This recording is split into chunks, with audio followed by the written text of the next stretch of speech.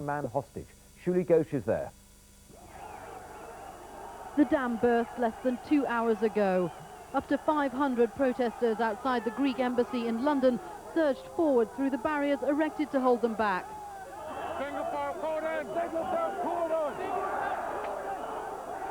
For a moment, a riot threatened. Police formed a cordon to control the crowd, but the force of the demonstrators proved too much, and they withdrew. Hundreds of protesters have now flooded into the street. The police were unable to stop them.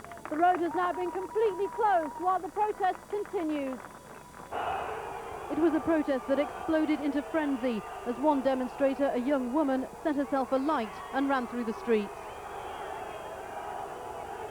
Police got to her in seconds and were able to douse the flames. Ambulances were already standing by and paramedics got to her quickly. But as she was carried away, still being treated, it was clear the spirit of rebellion was still there. There were similar scenes early this morning when Kurdish protesters swarmed through the streets outside the Greek embassy.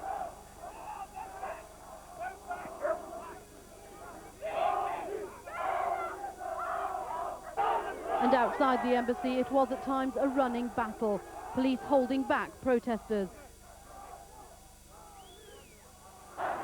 On the embassy roof this afternoon, some of those who'd broken in could be seen pacing the perimeter. Up to 50 may be inside, together with the embassy caretaker. Now the demonstrators have taken to the streets in what is, for now, a peaceful protest. Shuli Ghosh, ITN, Central London. Similar scenes were repeated in cities across Europe, but many people in Turkey were celebrating the capture of the man at the centre of the protests, the Kurdish rebel leader Abdullah Öcalan.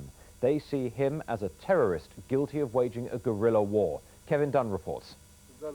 This is the man whose arrest prompted demonstrations, protests and sit-ins around the world. He is Abdullah Öcalan, leader of the Kurdish separatist movement, the PKK, and the most wanted man in Turkey, because for 14 years he has led the Kurds' fight for an independent homeland. The state they want to establish, Kurdistan, would straddle parts of Turkey, Iraq and Iran, all countries who are violently opposed to the Kurdish cause.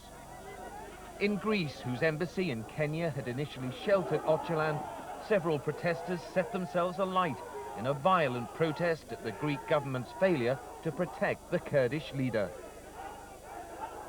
In Copenhagen, there was a similar demonstration, and a woman who set herself ablaze there was taken to hospital. In Frankfurt, riot police used water cannon to disperse exiled Kurds and their sympathizers. Demonstrators occupied Greek consulates across Germany. And in The Hague, protesters stormed the Greek ambassador's residence and took his wife and child hostage. Only in Ankara were there celebrations at the arrest of a man Turks see as a terrorist leader. Kevin Dunn, ITN. Back now to our reporter outside the Greek embassy here in London. Shuli, what is the latest there? Well, we're in a situation now, John, where around, by my reckoning, 600 protesters have taken to the street. They're staging what is largely a peaceful but noisy protest. The police are adopting a very softly approach. They sent in community leaders to speak to the Kurdish protesters, trying to get them to move to the side of the road to let the access to traffic again. But at the moment, as you can see, they're still in position. And how are negotiations going over the hostage? Well, as far as we know, the negotiations are progressing satisfactorily. The police have good lines of communication with the protesters who are inside the embassy. The protesters have made no threats. There appears to be no demands. And the state of health of the hostage at the moment is said to be well. He's said to be having cups of tea, and the police are hoping for a peaceful resolution. Thank you, Shuli. Next, on the early evening news, Lord Sainsbury tells ITN no conflict of interest over GM foods. The Old Bailey jury at the site of war crimes in Belarus. And cleared after the mid-air full Monty, but facing discipline. The minister at the centre of the row over genetically modified food today told ITN there was no conflict of interest with his position. And Tony Blair said Lord Sainsbury would not be hounded out of office over his links with the industry. Our political correspondent, Lauren Taylor, reports. Lord Sainsbury today denied that his links with the genetically modified food industry produced a conflict of interest with his position as Science Minister. He says he had owned the patent on a biotechnology product, but has relinquished control over it. The particular question of the patent was put into the blind trust. As I said at the time I became Minister, everything went into that blind trust. And what has happened by that since then, I don't know. Isn't it difficult if you are a Science Minister and that's one of your areas of expertise? Isn't it rather ridiculous you've then got to kind of leave the room when they discuss things? Well, no, it only applies to the one area, which is genetically modified foods, where I've made it clear that because of my past connections with Sainsbury's, that particular issue, I won't take part in decisions or discussions. So do you actually physically leave the room when it comes up? What's the procedure? It's only once come up while I've been in government, and on that occasion I left the room, yes. Lord Sainsbury also insists the Guardian linked him to the wrong gene, and Tony Blair today strongly rejected the Tories' demand for Lord Sainsbury to be moved from his job. The hounding of David Sainsbury is unpleasant and it is wrong. There is no conflict of interest whatever, and he has followed the rules to the letter, as indeed he should do. All this coincides with the launch of the biggest campaign so far to bring in a 5-year freeze on genetically engineered crops and the imports of GM foods. And the row's not over yet. This evening it's emerged that Lord Sainsbury chaired a meeting at the Department of Trade and Industry during which GM foods were discussed. And although the government says that was in the context of a wider debate on biotechnology, the Tories say it's proof that Lord Sainsbury is not being kept at arm's length from the whole debate over genetically modified foods. Lauren Taylor, ITN, Westminster. In the Commons, the government said its first priority was to ensure that genetically modified food was safe. Here's our political editor, Michael Brunson. Mr Rooker was replying to an emergency question put to him by the Conservatives, whose spokesman Tim Yeo said that public confidence was being damaged every day by the government's mishandling of the question of GM food. But in a trenchant and confident performance, Mr Rooker said that there were many safeguards. For example, a committee of scientific experts whose findings were now published, and ever more stringent rules on labelling. We believe we have a robust and open system for ensuring that the consumer is fully protected, but that those who wish can choose whether or not to purchase these products. But Mr Yeo called for a 3-year delay before any widespread production of GM crops, and without naming Lord Sainsbury, he nevertheless demanded that policy decisions in future are taken in a more open way by ministers whose independence and integrity can be relied on. Mr Rooker ignored that, but he did rise to a taunt over recent research. The honourable member says from a sedentary position, if he's talking about raw potato research, well, frankly, the advice about eating raw potatoes is exactly the same as about eating raw chicken. Don't do it.